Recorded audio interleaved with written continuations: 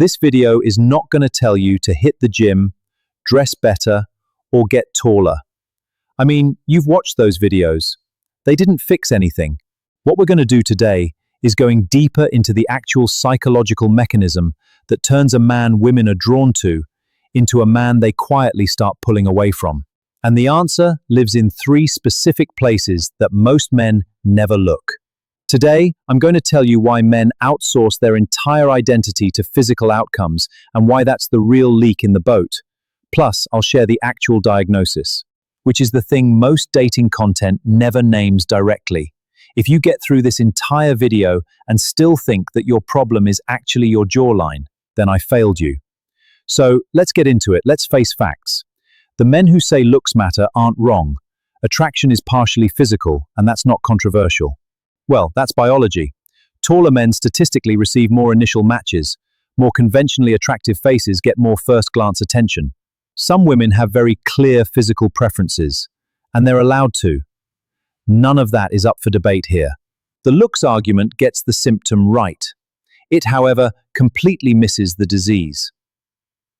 What the looks argument can't explain is why 2 men with identical physical profiles get completely different results with women. Why one man walks into a room and women track him, and the other who looks almost the same walks in and becomes completely invisible.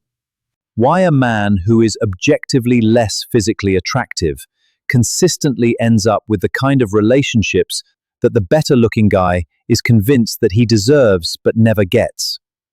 If looks were the primary driver of attraction, none of that variation would exist, but it does. So something else is operating here, and that something is what we're actually talking about today. The behavior triggered by looks insecurity. Here's what actually happens.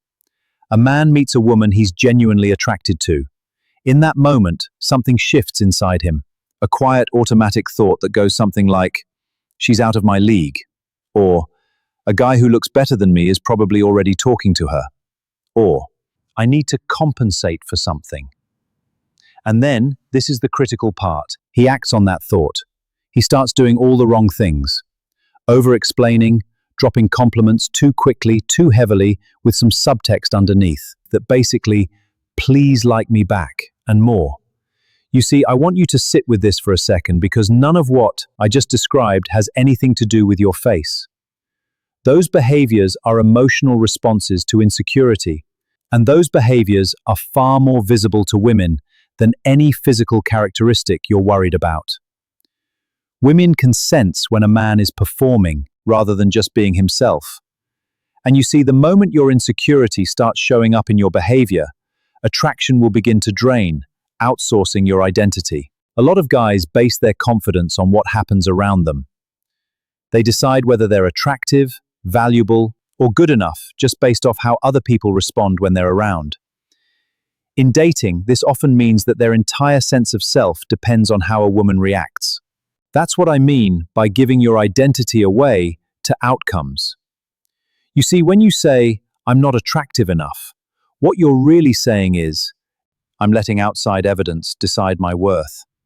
Instead of building confidence from within, you're using other people's reactions, right, as proof of your value.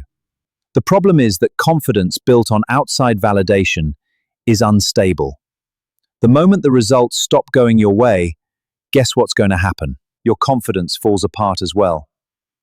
And hear me, if your self-worth depends on whether a woman texts you back, well, what happens when she takes 2 hours to respond? You start overthinking. Your mood changes because basically you've given something that you can't control the power to determine how you feel about yourself. And women can sense that. It's not necessarily in what you say, but it's in your energy, okay? Guys who are grounded in themselves know that a text is just a text and not proof of their worth, the real diagnosis. So here's a diagnosis. You're not anxious about your jawline. You're anxious because somewhere along the way through rejection, comparison, cultural messagings, or whatever combination of experiences landed on you, you developed a self-image that can't stand on its own. It needs inputs. And when those inputs are uncertain, the whole structure begins to wobble.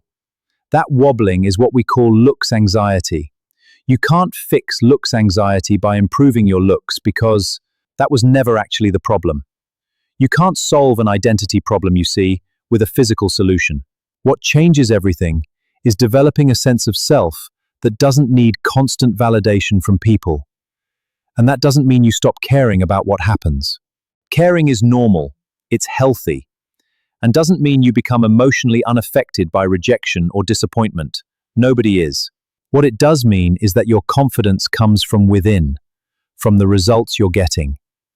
When you make that shift, and it does take real work to do so, your behavior will naturally start to change. This isn't a nice idea. It's something I've seen repeatedly. The men who consistently do well with women are not always the best-looking men in the room. In fact, many aren't.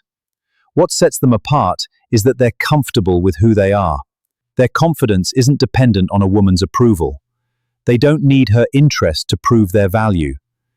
And that creates a kind of calm confidence that people are naturally drawn to. There's a groundedness about them that draws others in. And hear me, no amount of good looks can fully replace that. So, let me bring this home. Most men don't lose women because of looks.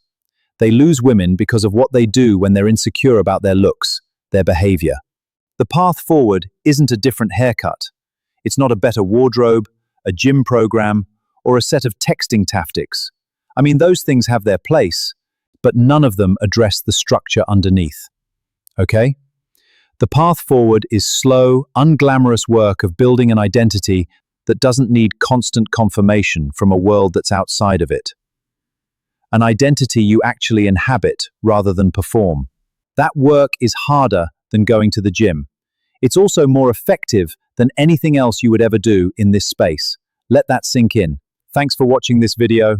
I'll definitely catch you in the next one.